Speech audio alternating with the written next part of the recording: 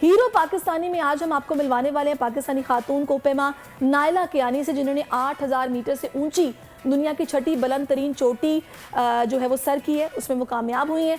और तिब्बत में वाक़ ये चोटी है और इसकी बुलंदी तकरीबन 8188 मीटर बुलंद है और ये छठी दुनिया की बुलंद तरीन चोटी है। फ़ख्र पाकिस्तान नायला कियानी K2 के अलावा माउंट एवरेस्ट है, नांगा पर्वत है और अन्नापूर्णा है, लाहौर से है, ब्रॉड पीक है, मनासलो है और तकरीबन ये 8 चोटियां सर कर चुकी है। पाकिस्तानी परचम लहराने का एजाज़ अपने नाम कर चुकी हैं। तो जनाब इस वक्त नायला हमारे साथ हैं। अस्सलाम वालेकुम Naila, welcome to our show और मुबारकबाद बहुत बहुत। थैंक यू, बहुत शुक्रिया। अच्छा नायला, कैसा एक्सपीरियंस रहा? और मैंने इस चोटी का नाम नहीं लिया कि मैं गलत नाम ना कहीं प्रोनाउंस कर दूं, इस चोटी का नाम भी बताइए और जब आप पीक पर पहुंची तो अपने तासुरात से भी आगाह कीजिए। इसका नाम है चो ओयू ओयू और ये तिब्बत में है। और जब इस एक्सपेडिशन में हमें वेदर फोरकास्ट जो मिली थी वो इतनी ख़राब नहीं थी, लेकिन जब चोटी के बिल्कुल पास पहुंचे 100 मीटर्स नीचे थे, मौसम बहुत ख़राब हो गया था। तो हमारे एक्सपेडिशन लीडर ने बोला कि वापस चलते हैं, लेकिन फिर अचानक से फ्यू थिंग्स चेंज और हम काफ़ी घंटे लगा के 100 मीटर हम चढ़ के ऊपर जब टॉप पे पहुंचे तो तब भी मौसम बहुत ख़राब था। लेकिन उस वक्त यकीन नहीं आ रहा था क्योंकि कुछ घंटे पहले हमें लगा था कि हम नीचे चले जाएंगे और फिर हमें कुछ और दिन वेट करना पड़ेगा। पता नहीं था कि शायद दोबारा आ पाएंगे या नहीं आ पाएंगे। तो आई वाज वेरी प्राउड क्योंकि मैं और सरबाज वर फर्स्ट पाकिस्तानी जो उस चोटी पे पहुंचे थे। इससे पहले किसी पाकिस्तानी ने ये चोटी सर नहीं की है। अच्छा मुझे ये बताइएगा नायला, कितने दिन आप लोगों को लगे? ये सफ़र किस तरह का था? दरमियान में कहीं ये महसूस हुआ कि हमसे गलती हो रही है, हमें वापस चले जाना चाहिए? और वो जो दिन रात गुजरे हैं, कुछ मुझे बताइएगा, कोई ऐसा वाक़या जो आपको हमेशा याद रहेगा?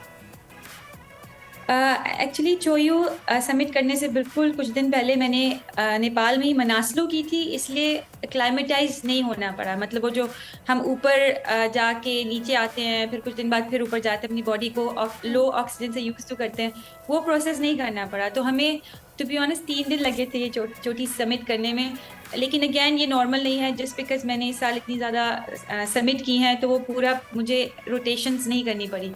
और वही समिट के पास बिल्कुल ऐसा लगा था कि नहीं हो पाएगा क्योंकि ऊपर रस्सी नहीं थी और मौसम बहुत ख़राब था। लेकिन जब अच्छी टीम हो, अच्छा लीडर हो, तो वो आप ये मुश्किलात आप तय करके ऊपर पहुंच सकते हैं। तो वो बस हौसला नहीं हारा और टीम के साथ मैं ऊपर गई और बगैर किसी इंजरी, नथिंग, कुछ भी नहीं हुआ, आराम से हम लोग नीचे वापस आए। ज़बरदस्त। अच्छा आप अपने जो आपके कोच थे साथ, उनके अपनी टीम के हवाले से बताएगा, उसमें कौन कौन शामिल था, उनके साथ कैसा वक्त गुजरा? मेरी टीम में मैं एक्चुअली एक नेपाली टीम के साथ गई थी और नेपाली लीडर थे, लेकिन मेरे साथ जो मेरे को क्लाइमर थे वो सरबाज खान है, जो कि पाकिस्तान के एक one of the top climbers हैं, वेरी स्ट्रॉन्ग। तो वो क्योंकि हम पाकिस्तानी कनेक्शन है, एक्चुअली शरोज भी था लेकिन उसने कुछ दिन बाद सबमिट की थी। तो वो जब एक पाकिस्तानी कोई भी टीम फॉरेन टीम में होता है तो हम एक दूसरे का बहुत ख्याल रखते हैं। तो उन्होंने बहुत ज़्यादा सपोर्ट की, is a very strong climber और बहुत मोटिवेट भी किया। और उसके बाद हम एक और पीक पे गए थे, शीशा पंगमा, जो कि अनफॉर्चुनेटली वहाँ पे कुछ ऐसे हादसा हुए, एक्सीडेंट्स हुए, जिसकी वजह से हमने बिल्कुल से हम वापस आए थे।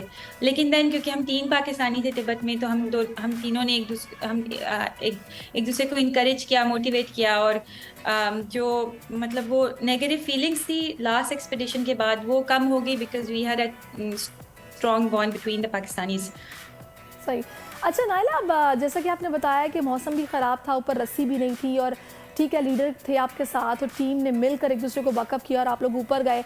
जब ऊपर पहुंच गए तो क्या आपने कोई पिक्चर वगैरह ली? पाकिस्तान का झंडा जब लहराया वहाँ पे, वो फीलिंग्स तो हमें बताएं क्या थी?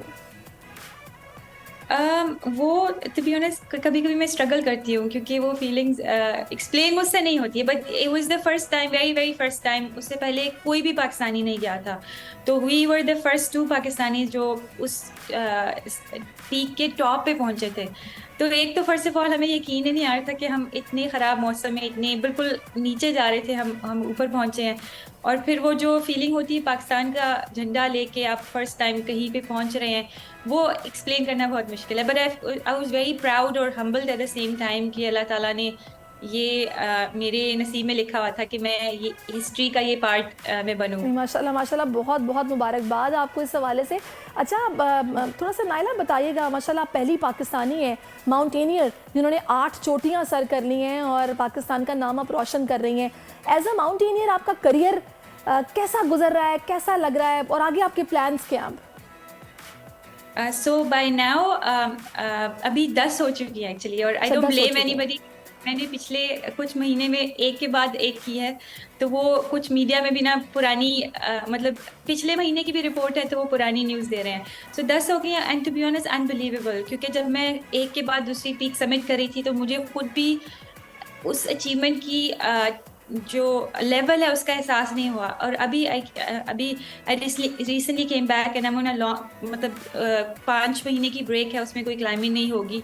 उसमें मुझे अभी फील हो रहा है कि मैंने इस साल, सिर्फ इसी साल 7 पीक्स किए हैं और 8000 प्लस हाइट की पीक्स की हैं, और ये किसी मेल ने भी नहीं किया, पाकिस्तानी ने, ये एक साल में 7 पीक्स करना।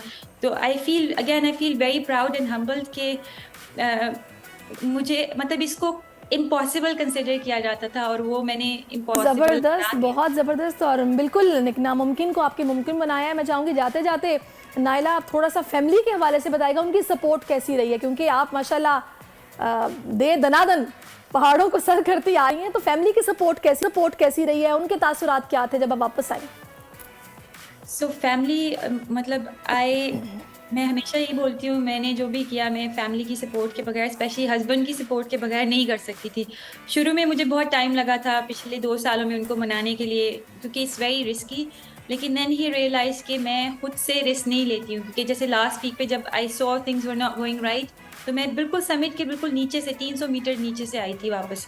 सो ही नोज के it is risky, but he believes in my decision making skill. और जब मैं जाती हूँ तो मेरे I think a lot of people know कि मेरी 2 छोटी बेटियाँ हैं, तो वो उनका बहुत ज़्यादा उनकी लुक आफ्टर में सपोर्ट करते हैं, and is very very supportive even when I am away. तो उनकी सपोर्ट के बगैर ये पॉसिबल ही नहीं था। बिल्कुल, ये क्रेडिट्स उनको भी जाता है। अच्छा, मुझे नायरा ये बताएगा, वो पाकिस्तानी बच्चियाँ, लड़कियाँ जो इसमें अपना शौक़ रखती हैं और एज अ माउंटेनियर अपना करियर बनाना चाहती हैं, उनको आप क्या मशवरा देंगी?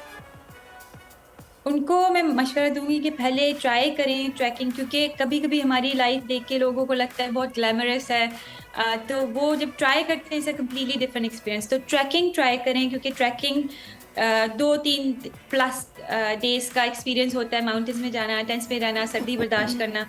तो वो ट्राई करें, क्लब्स ढूंढें अपने एरिया में आसपास या नॉर्थ में, जो कि इस तरह के एक्सपीडिशंस पे, एडवेंचर्स पे लोगों को लेके जाते। फिर आप डिसाइड करें, ट्रेनिंग लें, और फिर आप डिसाइड करें कि आपको क्या करना है। Climbing, if you really into climbing, then आप छोटी पीक पिक करके अगैन वो एक्सपीरियंस देखें और आगे मतलब अपना फ्यूचर उसी बेसिस पे डिसाइड करें, स्टेप बाय स्टेप। एंड मतलब मुझे लगता है कि कोई भी अगर करना चाहे 8000 मीटर पीक कर सकता है। उसके लिए बस आपको हार्ड वर्क, डेडिकेशन, कमिटमेंट और हौसला चाहिए। बिल्कुल, ये आपने बड़ी ज़बरदस्त बात की है कि मोटिवेशन चाहिए, हौसला चाहिए, और फिर जो भी आपके जहन में हो आप उस टारगेट को अचीव कर लेते हैं। Thank you so much Naila, and once again congratulations कि आपने माशाल्लाह अब जो OU, अब मैं नाम ले रही हूँ, आपने इसको सर किया है। बहुत बहुत मुबारकबाद आपका। Thank you so much. Subscribe करें और बेल दबाएं ताकि कोई खबर रह न जाए।